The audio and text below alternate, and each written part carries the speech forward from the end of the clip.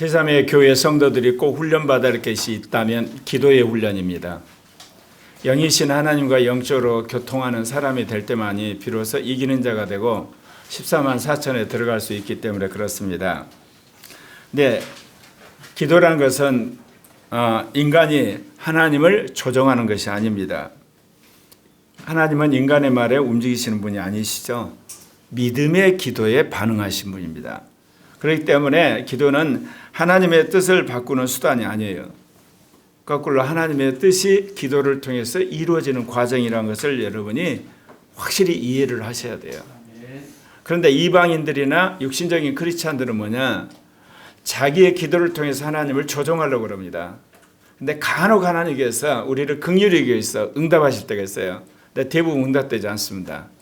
왜냐하면 하나님께서 우리의 육신적인 요구에 따라서 움직이시는 분이 아니고 자신의 뜻을 우리를 통해서 이루려고 하시기 때문에 하나님께서 그런 기도 별로 들으시지 않는 겁니다. 그러나 워낙 믿음이 없는 우리들을 믿음을 체험을 주기 위해서 어떤 때는 우리의 육신적으로 기도한 것 중에 일부를 들으실 때는 있어요. 그러나 그 다음에 매번 그렇게 절대 이루어지지 않습니다. 예. 오늘 또 우리는 성경의 인물들처럼 하나님과 직접적인 교제 가운데 기도를 함으로 응답을 받는 여러분이 되셨으면 합니다. 오늘 말씀이 어떻습니까? 예, 우리가 정말 그리스도 안에 있고 그리고 성령이 우리에게 주신 레마가 있게 되면 그 레마대로 구하면 무엇이든지 다 이루어진다고 그랬습니다. 그래서 여기서 무엇이든지 다 이루어진 조건이 두 개죠. 그리스도 안에 있어야 됩니다. 또 하나는 성령이 우리 주시는 레마입니다. 그러면 그거는 반드시 이루어집니다. 그래서 그렇게 기도의 응답을 많이 받는 사람을 저기서 뭐라고 이야기했습니까? 열매를 많이 맺는 사람이라고 그랬어요. 그래서 기도의 응답을 많이 받는 사람이 제자입니다. 우리는 제자 훈련 받는 사람이 제자라고 생각하죠. 그거는 인간이 만든 시스템이에요. 하나님이 보시는 제자는 뭐냐? 하나님 앞에 기도를 해서 그 기도 응답을 많이 받는, 그래서 열매를 많이 맞아서 하나님께 영광을 돌리는 사람을 제자로 한다고 말씀하시는 겁니다. 첫 번째, 고통을 통해 하나님의 뜻을 깨닫고 하는 기도는 하나님 반드시 응답하십니다. 예. 우리가 살다 보면 아플 때가 있죠. 또는 사고를 당할 때가 있어요. 또는 생각지도 못하게 예를 들면 회사에서 퇴직이 당할 때가 있어요. 또는 여러분이 전혀 이게 사람들한테 피해도 주지 않는데 누명을 써서 어려움에 처할 때가 있거든요. 이렇게 여러분이 고통을 당할 때는 돌아보아서 잘못한 것들을 여러분이 일단 회개하고 반성하고 결단해야 되는 거 맞습니다. 왜냐하면 분명히 이유가 있어서 그런 일이 벌어졌기 때문에. 그러나 또 한편에서는 전지전능을 하신 하나님이 왜 아프게 했냐 이거죠. 안 아프게 할 방법이 있거든요. 전지전능하는 하나님이 어떻게든지 내가 퇴직할 수 있는 길을 막을 수도 있는데 왜 내가 퇴직을 당하게 했냐 이거죠. 전지전능하는 하나님이 한마디로 저쪽 운전자를 움직여가지고 부딪히지 않게 할 수 있는데 왜 부딪히게 했냐 이게요. 이거는 또 다른 차원에서 여러분이 하나님의 뜻을 구해야 되는 겁니다. 그 뜻을 깨달아야만 하나님이 그 사건을 허락한 그 의도가 이루어지는 거예요. 11월 23일 주일예배 끝나고 이제 오바이트 하면서부터 저는 40일 동안 하나님 눕혀놓고 죽도 거의 못 먹고 물만 먹으면서 누워서 이제 기도하다가 자신의 사명을 깨달았잖아요. 하나님이 나같이 뒤에서 섬기를 원하는 사람이 민족의 사명자로서 사역을 해라. 또 하나는 코리아 교회를 공동체 교회로 세워라. 그리고 이제 또 주님께서 이제 정말 영적인 사람이 되라 그렇게 말씀을 하셔서 저는 깨달았구나 이제. 그래서 이제 한 40일 되면 이제 1월 1일쯤 되면 이제 하나님께서 건강을 회복하게 하실 줄 알았거든요. 그런데 1월 1일이 지났는데도 불구하고 더 힘들어지는 거예요. 더 예민해지고. 그러다가 제가 어제 기도를 하다가 그 말씀을 받았어요. 지난 2년 동안 코리아교회에서 제가 제일 좋아하는 제2교회 은사자 케네스 에긴의 성경적인 믿음, 성경적인 은사, 성경적인 치유, 성경적인 기도를 지금 가르치고 계시잖아요. 목요일 날. 가르치기만 했지 신은수 목사님이 신유 은사를 받으려고 작정을 안 한 거야. 작정은. 그래서 주님이 저희를 통해서 주신 말씀이 뭐냐? 당신 이제 내일부터 누워서 24시간 잠자는 시간까지도 케네스 해긴처럼 말씀을 붙들고 하나님하고 결판을 봐라.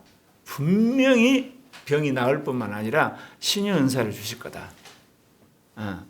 그런 사람이 우리 교회에 누가 있었죠? 박미자 간사님. 여러분 저기 한두 달 전에 어지럼증 때문에 정말 얼마나 고통당했어요. 그리고 이제 그 뼈의 여러 가지 때문에 또 고통당하고. 근데 하나님께서 치유해 주셨거든요. 그때 박미자 간사님이 뭐를 깨달았나요? 하나님께서 나를 첫째 부활한 사람이 되고 남의 형편을 헤아리는 사람이 되라는 말씀을 깨닫고 자신이 회개하고 결단하고 그리고 이제 기도하니까 하나님이 이제 어지럼증을 치유하는 걸 우리는 보지 않습니까? 여러분 거의 우리 인생 가운데 당하는 어려움들, 고통들, 질병들 그리고 이게 사회적인 왕따들 그 모든 것들은 하나님께서 전지전능하기 때문에 피할 수도 있었는데 다른 때는 피하게 하셨는데 왜 지금 이때 이렇게 하셨냐? 이거는 전부 다 여러분 하나님의 뜻을 깨닫게 하려고 그런 겁니다.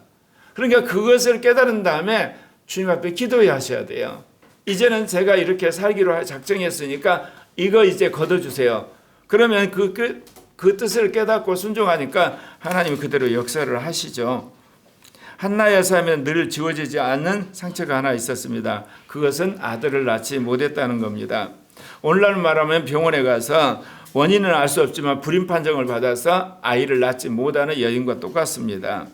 더 괴로운 것은 그녀의 이러한 고통을 이해해 준 사람이 하나도 없었다는 겁니다. 남편 엘가나는 늘 이 한나를 향해서 뭐라고 하냐면 나에게 10명의 아들보다 더 소중한 것이 없지 않소이하지만 그 사이에서 여인들에게 있어서는 아들이 없으면 죽은 목숨이랑 똑같습니다. 그렇기 때문에 그가 그런 남편의 위로를 받았지만 마음의 공함을 메꿀 길이 없어요. 더더욱 뭐냐 한나에게는 저기 분인나라고 하는 여인이 있었는데 이것은 엘가나가 얻은 둘째 부인이죠. 왜냐하면 한나가 아들을 못 낳으니까 둘째 부인을 얻어서 아들을 낳은 거예요. 그러니까 이 분인나가 구박을 하는 거예요. 예. 첫째 부인이지만 아들을 못 낳으니까 자기가 이제 안주인 역할을 하면서 그러니까 얼마나 한나가 고통스럽겠습니까? 분인나가 한나를 격분하여 괴롭게 하였다 성경은 기록하고 있습니다. 그러면 하나님이 왜 한나는 불임을 하고 둘째 부인인 분인나는 이렇게 임신을 해가지고 자기를 고통 가운데 집어넣게 했겠습니까? 그거를 여러분 깨달아야 돼요. 한나가 해마다 이제 실로에 올라가 제사를 드릴 때는 울면서 먹지도 못하면서 늘 하나님 때문에 구합니다. 그런데 이것이 하루 이틀이 아니라 해마다 그게 반복이 되는 거예요. 예. 그럴 때마다 더 고통스럽죠. 그런데 어느 날 한나가 더 이상 참지를 못하고 하나님 앞에 나갑니다. 성경에서 이렇게 말해요. 한나가 마음이 괴로워서 여호와께 기도하고 통곡하며 그는 멋진 말도 어떤 정제된 표현도 없었습니다. 그저 마음이 찢어지고 고통스러워서 하나님 앞에 속으로 울부짖었던 겁니다. 예, 입술만 움직이고 소리는 나지 않았기 때문에 엘리 제사장이 술 취한 줄 오해하기까지 했지 않습니까? 그런데 하나님은 외모나 우리의 어떤 의식을 보는 것이 아니라 사람의 심령을 보시는 겁니다. 한나는 단순히 하나님 나에게 아들 하나 더 주세요 그렇게 기도하지 않았다는 거예요. 여기서 아주 중요한 겁니다. 지금 아들이 없어서 고통을 당하고 있잖아요. 그런데 기도를 할 때 어떻게 기도하냐면 사무엘상 1장 11절입니다. 서원하여 이르되 만군의 여호와여 만일 주의 여종의 고통을 돌보시고 나를 기억하사 주의 여종을 잊지 아니하시고 주의 여종에게 아들을 주시면 내가 그의 평생에 그를 여호와께 드리고 삭도를 그의 머리에 대지 아니하겠나. 이거를 깨닫기를 주님 기다렸었던 거예요. 왜 그러냐면 하나님이 이스라엘 천지를 봤더니 하나님을 경외하는 가문이 없는 거예요. 그러니까 하나님의 종인 선지자를 보낼 가문이 없는 거예요. 그러니까 하나님은 이런 기도를 하기를 원하셔서 기다리고 있는데 한나는 그동안 어때요? 구박당하는 것에 서로에서 하나님한테 아들 달라고 기도를 했는데 나중에 깨닫기는 하나님이 나를 통해서 하시고자 하는 뜻이 있구나. 하나님 아들 주면 내가 서원해서 그 아들을 하나님한테 바치겠습니다. 그럴 때 곧바로 임신이 된 겁니다. 이건 명확합니다, 여러분. 그래서 저는 저의 인생 가운데 제가 실수를 하거나 어려움을 당하나 또는 제가 하나님과 약속을 어기게 되잖아요. 상황이 그렇게 돼서 그럴 때는 꼭 회개하고 돌아봐요. 왜 그렇게 하신가 하나님.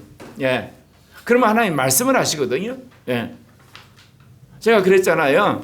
네. 2015년 박사학위 끝나고 나서 있었는데 어떤 계기로 동성애 독재를 알기 시작해가지고 제가 고민하다가 이제부터 내가 본격적으로 제3의 교회를 하려고 했는데 이제 근데 이걸 알고 나서 제3의 교회고 나발이고 이제 그만둬야 되겠다. 왜? 한국 교회를 살려야지. 제2교회를 살려야지 제3의 교회가 나오지. 그래서 제가 거기에 뛰어들게 됐다고 그랬잖아요. 그래서 동성애 독재를 알고 보니까 이게 주사파 독재가 연결되는 거야. 네오막시즘이야. 이게 신공산주의야. 민주공산주의야. 주사파 공산주의야. 그럼 결국은 이재명과 더불어민주당을 타도하지 않고는 이 동성애 독재가 결국은 이 땅에 자리를 잡게 되고 통과되는 거예요. 그래서 정권교체 운동을 시작을 했잖아요. 했는데 하나님 응답을 하셨어요. 그래서 나는 윤석열 대통령이 주사파 척결할 줄 알았어요. 아니 대통령이 되고 나서 국힘당 사람들도 전부 다 자기가 말 안 듣는 사람들 다 멀리하고 한마디로는 자기가 마음에 드는 사람 마음대로 움직일 수 있는 김기현을 꼭두가시처럼 세우는 거야. 그게 2023년 3월 10일에 제가 기억하고 있어요. 끝났구나.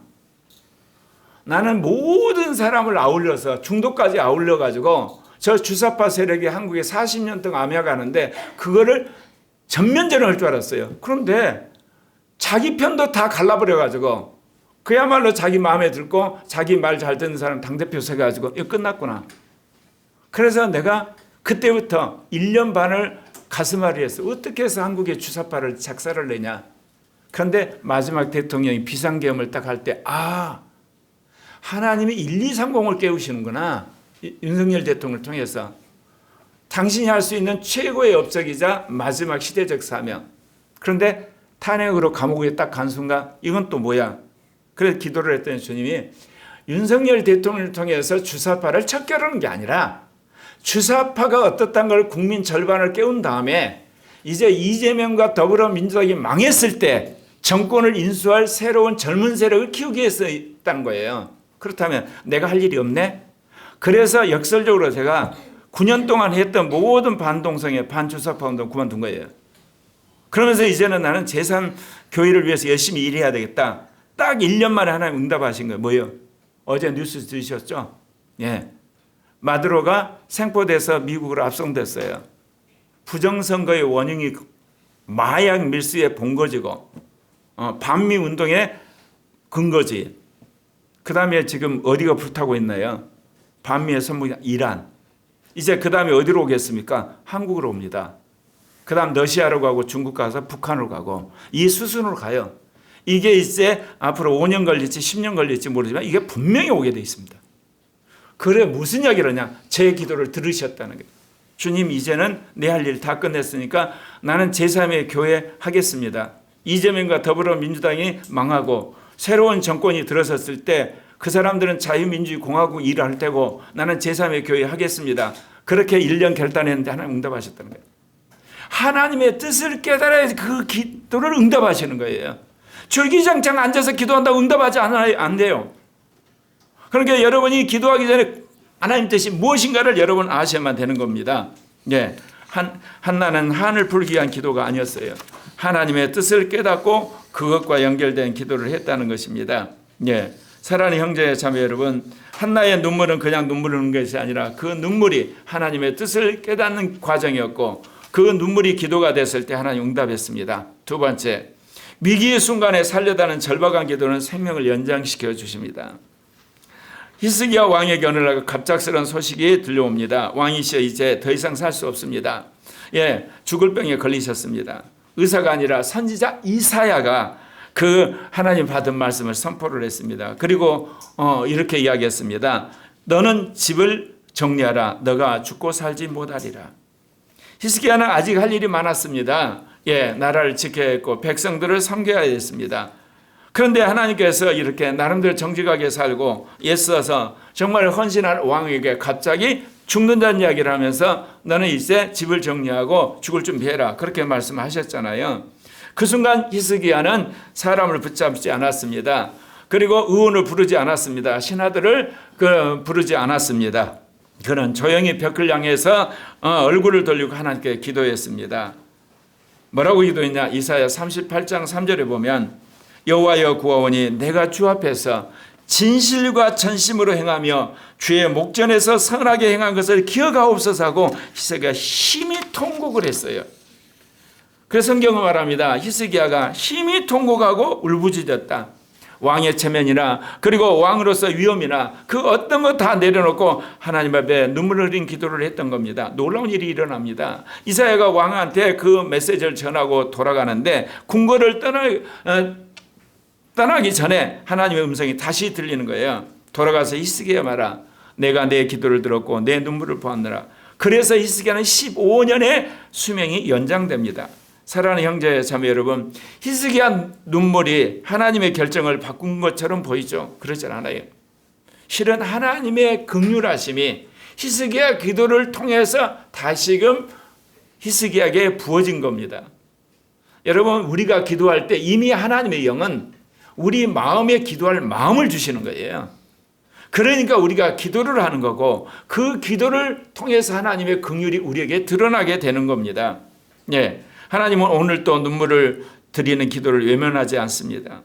우리가 벽을 향해 고개를 들고 하나님께 정말 매달릴 때 하나님은 역사하시는 겁니다. 그러나 여기서 중요한 것은 히스기야가 어쨌죠? 하나님, 내가 정직하게 진실하게 왕으로서 나라를 지키고 백성을 섬긴 걸 기억하시잖아요. 그런데 저에게 이제 이 땅을 가지고 오라니요. 제가 나라를 위해 살 일도 많고 백성을 위해 섬길 일이 많은데 제발 좀 살려주세요. 그럴 때 하나님 응답하시는 거예요. 육신대로 살고 자기 하고 싶은 대로 술 퍼먹고 도박하고 그리고 자기 멋대로 죄짓고 그래서 죽을 병 걸리니까 하나님 앞에 와서 싹싹 빌 때 응답하는 사람도 있어요. 그런데 대부분 응답 안 하세요. 왜냐하면 주님께서 너를 살려놓으면 또다시 너는 그런 짓들을 아예 이제 대놓고 직업적으로 덜 텐데 내가 너를 살려서 무슨 영광을 보겠냐. 그냥 와라. 그냥 데려가시는 겁니다. 사랑하는 형제 자매 여러분, 히스기야가 죽음을 임박했을 때 하나님 때 뭐라고 그래요? 내가 진실하고 전심으로 살았습니다. 나 이제 갈 수는 없잖아요. 주님 살려주세요. 하나님 응답하신 겁니다. 세 번째, 영적 전쟁에서 하나님의 임재를 구하는 기도는 불가능을 가능하게 만듭니다. 갈멜산 위에서는 긴장이 가득했습니다. 한쪽에는 바알 선지자 450명이 포진해 있습니다. 한쪽에는 한 명의 선지자 엘리야가 있습니다. 숫자로 보면 이미 승부는 끝난 겁니다. 450대 1. 백성들도 숨을 죽이고 지켜봅니다. 과연 누가 진짜 신인가? 450년 바알의 신이 정말 신인가? 아니면 엘리야가 말한 여호와가 진짜 신인가? 바알 선지자들은 아침부터 저녁까지 소리지면서 몸을 상하게 하면서 기도를 합니다. 아무 일도 일어나지 않았습니다. 불도 내려오지 않았습니다. 그래서 재물을 태우지 못했습니다. 이제 엘리야가 앞으로 나섭니다. 그는 서두들이 않았고 흥분하지도 않고 오히려 제단 위에 물을 붓게 합니다. 그래서 제단에 이제 물이 흥건해 가지고 도저히 재물이 타지지 못하는 그런 상황이 됩니다. 그런데 엘리야가 짧게 기도합니다. 왕상 18장 36절에 보면 저녁 소재 드릴 때 이르러 선지자 엘리야가 나와 말하되, 첫 번째, 아브라함과 이삭과 이스라엘 하나님 여호와여, 주께서 이스라엘 중에 하나님이신 것과 당신이 하나님이신 것과, 두 번째, 내가 주의 종인 것과, 세 번째, 내가 주의 종으로서 주의 말씀대로 이 모든 행한 것을 오늘 알게 하옵소서. 하나님이 그 기도를 딱 들으시고 하늘로부터 불을 내려가지고 거기에 있는 재물을 다 태워버려요. 지금 엘리야가 무슨 기도를 했습니까? 내 체면 좀 봐주세요. 나 좀 살려주세요. 내가 얼마나 카리스마적인 선지자인가 보여주세요. 그 기도 안 했다는 거예요. 네. 아브라함과 이삭과 야곱의 하나님이 우리의 하나님인 것을 보여주시고 내가 주의 종이라는 것과 지금까지 한 나의 모든 사역이 주님의 명령하신 말씀에 따라 한 것이라는 걸 증명해 주십시오. 그러니까 하나님이 증명해 버리는 거예요. 사랑하는 형제 자매 여러분, 왜 우리가 수없이 기도하지만 응답받지 못한 이유가 뭐예요? 하나님의 일을 위해서, 하나님의 영광을 위해서, 하나님의 뜻을 위해서 기도하지 않고 내 욕망과 내 뜻과 내 야망과 내 체면을 위해서 기도하기 때문에 하나님이 들으시지 않아요. 그러나 어렸을 때는, 신앙이 어렸을 때는 한두 번 들어주세요. 왜? 그를 통해서 어때요? 하나님 나를 사랑하시구나. 그래서 교회도 열심히 다니고 성경도 보고, 그리고 여러분이 헌신도 하고 헌금도 하고 봉사를 하잖아요. 그거 웃으면 사람이 어떻게 합니까? 그러나 여러분, 신앙이 어느 정도 됐다 싶을 때는 그런 기도 안 들으십니다. 그러니까 여러분이 옛날에 초신자였을 때, 처음 예수 믿을 때 하나님은 내 기도 참 잘 들으셨네, 그 착각에 빠지시면 안 됩니다. 이제는 여러분이 하나님의 말씀에 순종하고 그리고 기도하고 하나님 뜻대로 살려고 하는 가운데 여러분이 어려움을 당할 때, 하나님 정말 나를 살려주십시오. 나의 뜻을 이루게 해주십시오. 내가 주의 종으로 일하기를 원합니다. 우리 교회에 취직하기를 원하는 형제 자매들이 있잖아요. 나는 정말 그분들에게 이야기하고 싶어요. 공부 열심히 한다고 합격하는 게 아니에요. 여러분, 합격한 거 하나님과 직접 관계가 없어요. 여러분이 합격하는 거 하나님과 직접 관계가 있으려면 어때요? 여러분이 하나님 앞에 기도해야 되는 거예요. 주님, 내가 이곳에 가서 그리스도의 증인이 되고 살아계신 하나님께 영광을 돌리고 내가 이 사회를 정말 빛과 소금이 되겠습니다. 그것은 단순히 내가 직장 얻기 위해서, 돈 벌기 위해서, 내가 이게 목금에 포도청이 이렇게 그래서 내가 그거를 해소하기 위해서가 아니라 정말입니다. 주님, 내 진심을 믿어주세요. 그러면 하나님 응답하시는 거예요. 그러려면 그런 생각이 들기까지 어때요? 오랜 기간 하나님 앞에 기도하는 가운데 육신적인 생각이 다 사라져야 되잖아요. 개인적 야망이 사라져야 되고 자기 모든 어떤 가지고 있는 옛사람의 가치가 깨져야 되거든요. 그래서 오랜 동안 기도하게 하신 거예요. 그러면 하나님의 역사가 일어난다, 그 이야기입니다. 예. 네 번째, 하나님의 영광을 위한 믿음의 기도는 자연에서 기적을 일으키기도 합니다. 이스라엘 땅에는 오랜 가뭄이 계속되고 있었습니다. 하늘은 닫혀 있었고 땅은 갈라졌으며 사람의 마음들도 메말라 있었습니다. 갈멜산에서 하나님의 불이 내려온 직후에 엘리야는 아합왕에게 말했습니다. 열왕기상 18장 41절 보면 엘리야가 아합에게 이르되 올라가서 먹고 마시소서, 큰 비 소리가 있나이다. 음성을 들었어요. 이제 그동안 있었던 가뭄이 끝나고 이제 장마비가 옵니다. 올라가서 이제 안심 먹고 식사를 하십시오. 그랬는데 딱 보니까 하늘에는 구름 한 점 없는 거예요. 음성은 들었는데 엘리야가 산 꼭대기에 올라가서 땅에 꿇어 엎드려 기도합니다.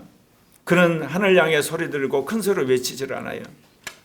그는 무릎을 꿇고 얼굴을 땅에 대고 간절히 기도합니다. 그러면서 데리고 있는 하인한테 그럽니다. 바다 쪽을 가서 보고 와라. 그러니까 종이 가서 바다 쪽을 딱 봅니다. 왜냐하면 하늘에 구름이 이제 뜨는가를. 그런데 종이 뭐라고 그러냐면 구름 한 조각도 없다는 거예요. 그런데 엘리야가 포기하지 않습니다. 7번째 그가 갔다 와서 하는 이야기가 사람의 손만한 작은 구름 하나 있네요, 그래요. 작은 구름 하나가 응답의 시작입니다.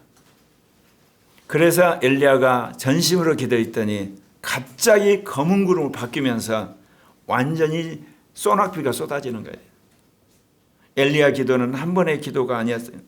우리는 중언부언하는 기도하지 말라고 그러니까 딱 한 번 하고 하는 기도라고 생각하시죠. 중언부언하는 기도가 뭐라고 하는 줄 아십니까? 주문해 오는 기도를 말하는 거예요.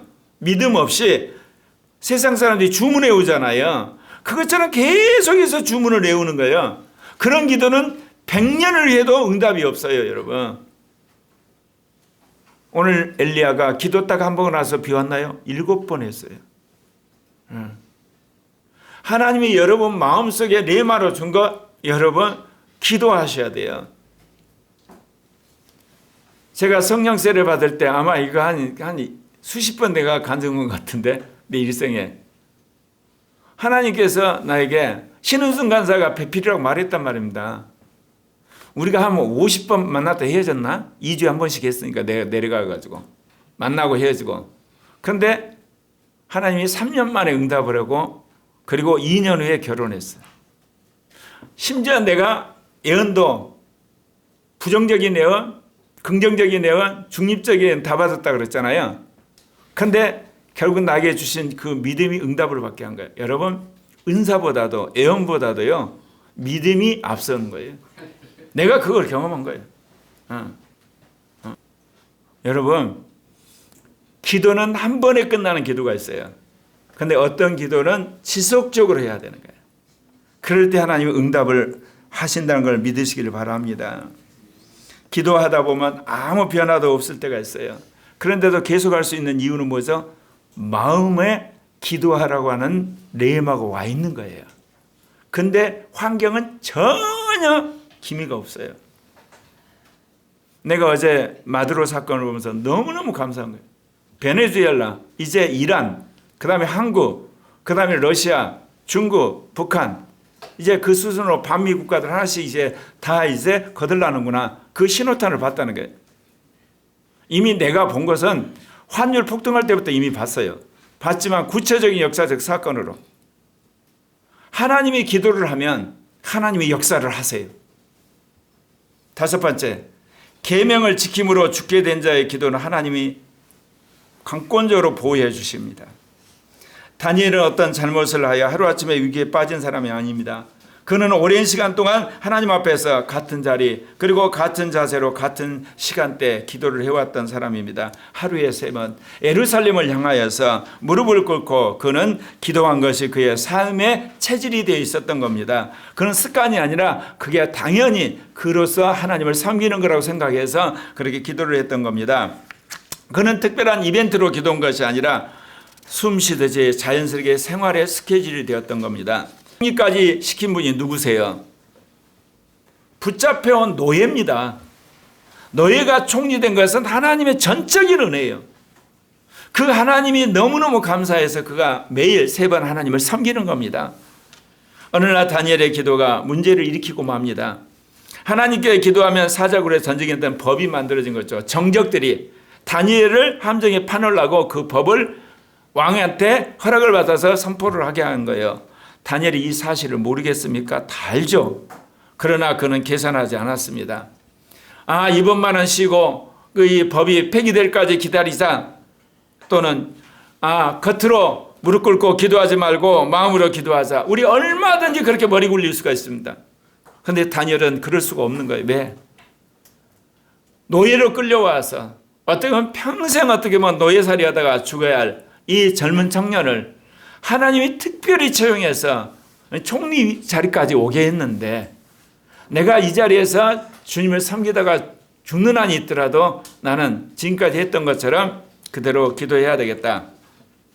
다니엘서 6장 10절에 뭐라고 이야기하냐면, 다니엘이 이 조서에 왕의 도장이 찍힌 것을 알고도 자기 집에 돌아가서는 윗방에 올라가 예루살렘을 향한 창문을 열고 전에 하던 대로 하루에 3번씩 무릎을 꿇고 기도하며 그의 하나님께 감사했더라.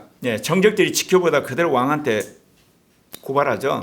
그래서 결국 다니엘은 사자굴에 던져져요. 인간의 눈으로 보면 기도가 그를 사자굴에 집어넣는 계기가 된 거예요.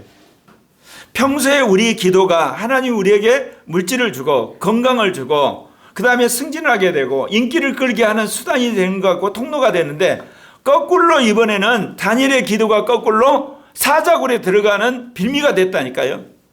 얼마든지 그런 일이 우리에게 벌어져요. 꼭 여기에 적용할 수는 없는데, 내가 43년에 성령 세례를 받고 나서 주의 종으로 부르심 받으면서 저는 그랬어요. 그때는 제2 종교 개혁을 사명을 받았지만 그래도 목회하면 하나님이 200-300명 정도 사람들을 모아줘서 그를 발판으로 해서 얼마나 말씀을 전할 수 있겠지. 왜냐하면 교회가 커지면 내가 할 일이 많아지고 사역이 많아지면 제2 종교개혁 신학을 정리 못하니까. 그래서 내가 늘 생각한 게 최소 200-300이었어요. 근데 하나님 10분의 1종. 내가 어떻게 이걸 알았냐고. 그런데 내가 그럼에도 불구하고 지금까지 후회해본 적이 없이 계속 불도처럼 왔어요. 그랬더니 하나님 30년 동안 엄청난 신학적인 말씀을 주신 거예요. 영적인 말씀을 주시고 전략을 주시고 은혜를 주시고, 그러면서 또 한편에서는 내 육신을 십자가에 못 박는 주식으로 깨져버리고 육신적으로 키운 아들 때문에 또 하나님 깨지고 그리고 잘못된 역사관 때문에 정치적으로 내가 경제적으로 오류를 범한 것을 주님 알게 하시고 이제 다 떨고 나니까 하나님이 그 모든 것들이 깨달아지는 놀라운 은혜가 체험된 것을 제가 요즘 경험하거든요. 그래서 아내한테 그랬어요. 내가 누구보다 주식 전망을 잘하는 사람이 됐다. 이제 왜?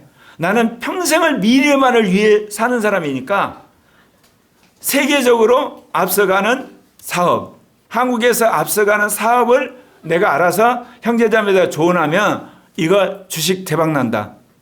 근데 내가 경제에 대해서 잘못된 육신적 생각이 있었잖아요. 목회자로서 돈은 앱이다. 또 하나는 뭐냐? 돈을 생각할 때 나는 일확천금이라는 그런 어떤 욕망. 그러니까 하나님이 죽쓰게 만든 거야. 그럼 이제 와서는 모든 것을 다 내려놓으니까 눈에 보이는 거야. 여러분, 하나님은 우리를 훈련시키시고 우리를 거룩해 하고 우리를 온전케 하신 다음에 우리를 축복하시는 겁니다. 예. 다니엘이 이제 사자굴에 들어갔어요. 그런데 다니엘과 함께 하신 하나님을 왕이 알고 있거든요. 이걸 정적들이 함정을 파서 다니엘을 감옥에 집어넣게 하기 위해서 죽여버리기 위해서 했다는 걸 왕이 이제 나중에 안 거예요. 어쩔 수 없이 자기가 법령으로 선포했으니까 다니엘을 사자굴에 집어넣어야 되잖아요. 밤이 되고 아침이 됐어요. 왕이 누구보다 제일 먼저 이 굴에 간 거예요. 다니엘서 6장 20절에 뭐라고 나오냐면 다니엘이 든 굴에 가까이 가서 슬피 소리질러 다니엘에게 묻되 살아계시는 하나님의 종 다니엘아 너가 항상 섬기는 내 하나님이 사자들에게 능히 너를 구원하셨느냐. 그러니까 다니엘이 왕에 이르되 왕이여 원하건대 왕은 만수 무강하옵소서. 그래요. 살아있었다는 거예요. 천사들이 다니엘과 이 사자들 사이에 딱 지키니까 사자들이 다니엘한테 못 온 거예요. 사랑하는 형제 자매 여러분, 여러분 인생 한 번 사는데 다니엘처럼 살고 싶지 않아요? 할렐루야. 요셉처럼 살고 싶지 않아요? 바울처럼 살고 싶지 않아요? 요한처럼? 여러분 가룟유다처럼 살고 싶나요? 사울왕처럼? 고라당처럼 살고 싶어요? 그럼 어떻게 해야 되나요? 나는 중간인데요. 중간은 그렇게 돼가는 거예요. 여러분 인생을 정말 다윗처럼 그야말로 요셉처럼 다니엘처럼 바울처럼 바나바처럼 요한처럼 인생 거시기를 바랍니다. 한 번 사는 건데요. 하나님께서 사자들이 입을 막았기 때문에 다니엘은 그 굴 속에 살아남았던 겁니다. 다니엘을 살린 것은 위기 속에서 갑자기 드린 기도가 아니었습니다. 평생 쌓아 올린 그 기도를 주님이 들으셔서 그 진정성을 보시고 그 사자들까지도 입을 그냥 막아버리는 놀라운 일인 겁니다. 기도는 위험을 피하는 도구가 아닙니다. 위험 속에서 하나님을 경험하는 것이 기도예요. 이 기도를 하게 되면 자기가 어때요? 감옥 간다는 거 알았잖아요. 근데 그 기도를 한 거예요. 그랬더니 자기가 사자굴에 던져졌어요. 살아났어요. 결국 뭐예요? 기도는 위기 속에서도 하나님을 경험하는 통로라는 걸 믿으시길 바랍니다. 물론 기도가 평상시에 하나님께서 탁월하게 하시는 축복의 통로이기도 합니다. 여섯 번째, 하나님이 기억하는 자의 기도는 하나님이 들어주십니다. 느헤미야는 예루살렘에 있지 않았어요. 그는 페르시아 왕궁에서 안정된 삶을 살고 있었습니다. 부족함도 없었습니다. 위험도 없었습니다. 그 어떤 삶에 있어서 자기가 불편함도 없었어요. 그런데 어느 날 고향에서 갔다 온 사람 소식을 듣게 됩니다. 예루살렘 성벽이 무너졌고 백성들은 수치를 당하고 있습니다. 이 소식을 동포로부터 들은 느헤미야는 그가 어떻게 할 것인가 행동하지 않고 먼저 그는 울었다고 말합니다. 여러분 이기적인 사람, 개인주의적인 사람, 자기중심적인 사람 하나님 쓰시지 않아요. 한동훈처럼 일거에 날아가는 거예요. 여러분. 한동훈이가 윤석열처럼 자기가 대통령 되려고 윤석열을 그야말로 내란몰이한데 선봉이 돼가지고 탄핵 가결시켜가지고 어떻게 되나요? 한동훈 국회의원도 못 돼요. 이기적인 사람 하나님 쓰시지 않아요. 한순간 하나님 쓰셨다 버려버려요. 자기중심적인 사람 하나님이 쓰셨다 그냥 버리시는 거예요. 세상적인 사람도 마찬가지예요. 민족을 사랑하는 사람, 교회를 사랑하는 사람, 이웃을 사랑하는 사람을 쓰세요. 하나님이 저에게 제2종교개혁의 사명을 왜 주셨을까요? 제3의 교회를. 돌아보니까요. 나는 정말 내 자신을 위해 살아온 사람이 아니에요. 왜냐하면 난 죽음 문제를 풀려고 사는 사람이거든. 어떻게 사람이 죽음 이후 삶이 있냐? 그러니까 항상 문제가 죽음 이후는 어떻게 되지? 그래서 저는 죽음 문제를 해결을 못하니까 이제 어떻게 멋있게 죽어갈까? 그렇게 살았어요. 그래서 민족을 위해서, 민주화를 위해서, 민중들을 위해 살아야 되겠다. 그런데 뭐냐? 내가 봐도 헷갈리는 거야. 자연과학이 옳은 거야? 아니면 막시즘이 옳은 거야? 기독교가 옳은 거야? 사상적으로 제가 고뇌를 많이 한 사람이니까 그냥 미쳐버릴 지경까지 된 거예요.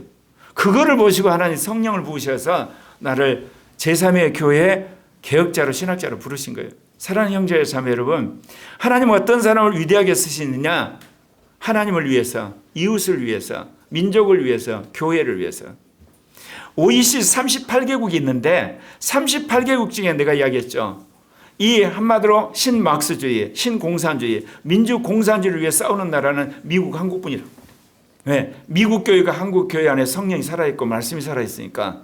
그런데 놀랍게도 미국에서 트럼프를 대통령 만든 사람이 뭐예요? 미국을 위대하게. 그 이야기는 뭐냐? 미국같이 개인주의 사회에서 미국이란 나라를 살려고 하는 사람들이 있었다는 거야. 그러기 위해서는 트럼프를 세워야 되는 거야. 한국도 마찬가지예요. 나라를 위해서 지금까지 10년 넘게 광화문에서 기도하고 하는 사람들이 있어. 그리고 요즘에는 1, 2, 30들이 날마다 이제 홍대 거리, 광화문 거리, 그 다음에 건대 거리, 그 다음에 신림동 거리, 그 다음에 이게 경기도 전체에서 자유대학 애들이 데모를 하잖아요. 계속. 여러분, 네팔이 무너졌죠. 동그라파 불가리아가 퇴진했고 총리가. 이제 베네수엘라 저렇게 나가고 이란 나가죠. 그 다음 어디가 나가겠습니까? 한국이 나갑니다. 하나님이 하시는 거예요, 여러분. 인간이 아무리 머리를 써도 안 돼요. 느헤미야가 이 말을 듣고 앉아서 울고 수일 동안 슬퍼하며 하늘이 하나님 앞에 금식하며 기도하여. 제가 물어볼까요? 이재명과 더불어민주당을 위해서 금식하며 기도하는 크리스찬이 많겠어요? 아니면 윤석열 대통령과 장동혁 대표를 위해서 기도하면서 눈물 흘리는 사람이 더 많겠어요? 뻔합니다, 여러분. 하나님이 살아계시는데 우리 눈에는 이게 저쪽이 다 장하고 있죠. 헌법위원회, 입법, 사법, 행정, 언론, 그 다음에 입법까지 다 장하겠으니까 그들이 읽을까 천만의 말씀입니다. 눈물을 뿌려서 하나님 앞에 애통해하는 사가, 그리고 그 백성이 있는 한 하나님 꼭 들으세요. 네. 느헤미야는 문제를 해결하기 전에 먼저 하나님 앞에 마음을 드렸습니다. 그의 기도는 단순한 감정의 표현이나 또는 하나님의 그런 것이 아니라 하나님의 언약을 붙드신 거예요. 하나님이 이스라엘 민족을 택했는데 우리 민족이 죄를 졌고 내가 죄를 지고 회개합니다. 다시 하나님의 약속을 붙들고 그가 기도할 때 하나님이 들으신 거예요. 하나님이 미국과 한국을 통해서 늦은 비 성령의 시대 제3차 세계 복음화 운동의 핵심적인 나라로 세우셨다니까요. 예. 그러면 하나님이 그 교회를 깨워야 되는 거야. 지금 깨어나고 있어요. 여기에 대적하는 모든 세력은 다 망할 겁니다. 하나님 망하게 하세요. 예. 여러분 이란 망하는 걸 보면서 여러분 얼마나 놀랍습니까? 이란이 1979년 호메이니가 이란 혁명을 통해서 그야말로 이란 종교혁명을 했잖아요. 지금까지 46년이 됐는데 그것 때문에 결국은 경제 제재를 당하고 그것까지 좋아요. 그런데 물이 없어서 수도가 완전히 물 1리터 가지고 생존을 해야 되는 그런 땅이 돼버린 거예요. 그래서 그 젊은이들이 여성들이 일어난 거예요. 여러분. 저 무너집니다. 저거. 수십 년 수백 명 죽더라도 무너져요. 하나님이 하시는 일은 절대 막지 못합니다. 사랑하는 형제 자매 여러분, 자기를 위해 살지 마세요. 하나님을 위해 살고 그리고 이웃을 위해 살고 교회를 위해 살고 민족을 위해 사는 여러분 되시기를 바랍니다. 7번째, 순종하는 기도는 하나님의 뜻을 땅에 이루게 합니다. 참 이 기도가 굉장히 어렵고 힘든 기도거든요. 겟세마네 동산은 조용한 밤이었습니다. 그러나 예수님의 마음은 폭풍처럼 요동치고 있었습니다. 왜냐? 자신이 이제 붙잡혀서 십자가에 죽어야 되는 게 눈에 훤히 보이기 때문에 그렇습니다. 채찍과 조롱 그리고 버림과 죽음, 예수님은 무엇보다도 이 모든 것들이 자기에 다가올 것을 알고 있었어요. 그래서 예수님은 제자들을 조금 떨어진 곳에 두고 홀로 무릎 꿇고 하나님한테 기도합니다. 기도하는데 뭐라고 이야기합니까?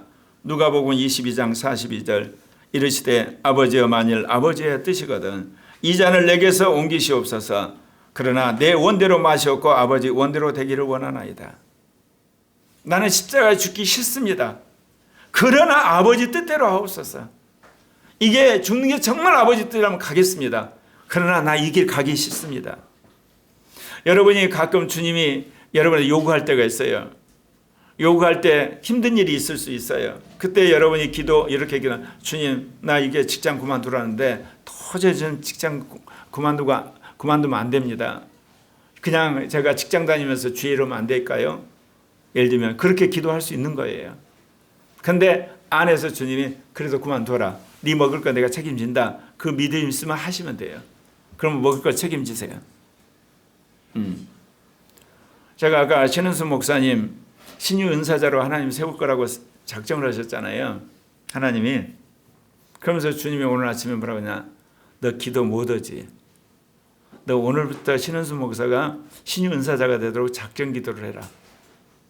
너는 어떻게 아내가 40일 동안 그렇게 고생하는데 눈물 한 방울도 안 흐르고 그렇게 쌩쌩히 사냐. 이 나쁜 놈아. 아니 나는 기도는 아예 포기하고 산 사람이거든. 왜냐하면 내가 이게 금식 기도한다고 이제 하루 금식을 했거든요. 새끼를. 저녁이 되면요. 진짜 핑핑 돌아요. 그래가지고 식은땀 흘리고 완전히 일어서지도 못하고 내가 그거를 한두 번 했겠습니까? 여러 번 해봤거든요. 그래서 결론이 뭐냐. 나는 금식 기도는 아무 상관이 없는 사람이다. 난 절대로 금식 기도 안 할 거라고 나 내적 맹성할 지금까지 됐거든. 왜? 수없이 할 때마다 빙빙 돌고 식은땀하고 그다음 힘도 없고 에이 그럴 바는 새끼밥 꼬박 먹고 기도하자 그랬는데 이게 마루가 40이 되도록 죽도 잘못 먹고 그러니 이게 어떻게 됐어요. 그래서 억지로라도 눈물을 흘려서라도 기도를 해야 될 방법이 됐어요. 하나님 그렇게 하시면 해야 되는 거야. 해야 되면. 이 말씀은 예수님도 고통을 피하고 싶은 인간적인 마음이 있으셨다는 거죠. 그러나 예수님은 노부처럼 완전히 슈퍼맨이 돼가지고 그걸 감내한 분이 아니에요. 그 고통 속에서 두려움과 아픔과 그리고 외로움 속에서 아버지한테 자기 생명을 맡기신 겁니다. 네. 그래서 내 원대로 마옵시고 아버지 원대로 되기를 원하는 겁니다. 사실 이 기도는 예수님이 십자가의 짐을 지기 위한 쉽게 말해 준비 기도죠. 그 기도를 들으시고 하나님이 예수님 마음을 붙들어 가지고 십자가의 그 고통을 이기게 하신 거예요. 이것도 하나님의 뜻이 이루어지는 길이란 걸 여러분 아시기를 바랍니다. 사랑하는 성도 여러분, 하나님을 움직이는 최고의 기도는 내 뜻을 내려놓고 하나님의 뜻을 붙드는 기도입니다. 이게 기도 응답의 최고의 비결입니다. 근데 우리는 하나님의 뜻은 제껴놓고 내 뜻을 이루려고 그래요. 특히 한국 사람들이 불교 문화, 무당 문화, 유교 문화 이게 있어가지고 비나이다. 그게 아니라니까요. 그래서 여러분 기도할 때 항상 하나님의 뜻을 먼저 물어봐야 돼요. 내가 신목사님한테 늘 이야기했거든. 당신은 올린 기도는 너무 잘하는데 받는 기도 못하잖아. 그러면 늘 하는 이야기 있어. 당신. 당신 말 듣고 내가 해보려고 했더니 안 되더라고. 잘하는 올린 기도도 못하게 하고 당신이 이게 회방났다고. 근데 내가 할 말이 있나? 내가 기도를 열심히 안 한 사람이니까. 저러면 안 되는데 하나님 뜻을 알고 해야지 응답을 하지. 기도해서 응답받은 거 많아. 근데 내가 봐도 너무 수공업이야. 이번에 여러분 델타포스가 딱 가가지고 어때요? 한 명도 죽지 않고 마드로고 그 부부 잠자고 있는데 딱 데리고 그냥 배 태워서 미국으로 오고 있잖아. 나는 그런 기도의 사람이 되기를 원했거든. 결국 어떻게 돼? 내가 그런 사람이 되기로 작정을 했어. 어제 이제 음성 듣자 그래서 그래 참 신은수 목사가 감사해요. 나는 환상을 받아도 이게 환상 같지를 않은데 신 목사님 자꾸 맞다고 붙이니까 나도 맞은가 보다 하던데 진짜 맞는 것 같대. 어제 환상을 봤는데 지도에 어느 도시에 피가 딱 흔적이 있어. 미국을 놓고 기도하는데 이게 뭔 일이야? 근데 나중에 오후쯤에 보니까 마두로를 생포를 했대. 아, 그거였구나. 뭔 이야기 하려는 줄 아시죠? 네. 신 목사님 붙이기 위해서 내가 늘 영적인 환상을 보거든요. 매일 거의. 근데 자꾸 맞다고 그러니까 나중에 맞은가? 그러더니 맞더라고. 그러면서 믿음이 생겼어. 그러면서 주님이 이제 너가 아내가 신유 은사 받도록 기도를 같이 해라. 그래서 순종하기로 했습니다. 기도는 인간이 하나님을 조종할 수단이 아닙니다. 하나님께서 인간의 믿음을 이용해서 당신의 뜻을 이루어가는 과정입니다. 그렇기 때문에 여러분 기도하실 때 항상 하나님의 뜻을 먼저 물으셔야 돼요. 그리고 그 뜻이 분명하다 그러면 10번이나 100번, 1000번이나 더 하셔야 돼요. 근데 그 전에 응답이 옵니다. 왜? 그 기도만 하고 있을 시간이 없잖아요. 하나님이. 기도는 하나님의 손을 움직이는 믿음의 손이라는 걸 기억하시기를 바랍니다. 우리가 기도할 때 하나님이 그 기도를 들으시고 어때요? 모든 환경을 움직이세요. 천사를 보내요. 사람을 움직여요. 그래서 꼭 이루시는 거예요. 우리에게 주신 하나님 사명이 뭡니까? 제3의 교회예요. 제2 종교개혁이에요. 민족의 복음 통일이에요. 하나님 반드시 이루세요. 이 눈앞에 보이잖아요. 안 그렇습니까? 그래서 우리가 정말 그 말씀을 받고 그렇게 사는 여러분 되시기를 바랍니다. 난 요즘 우리 청소년들, 청년들, 어린아이들이 변한 것에 참 감사해. 근데 이 정도가 아니야. 기도하면서 성령을 받아서 그리고 그런 속에서 공부를 해야지 탁월한 사람이 되는 거예요. 하나님이 기뻐하는 사람. 제3차 세계 복음화 운동의 주역들이 되고 지도자가 될 줄 믿습니다. 우리의 기도가 하나님 움직이는 살아있는 믿음의 기도가 되기를 바랍니다. 기도하겠습니다.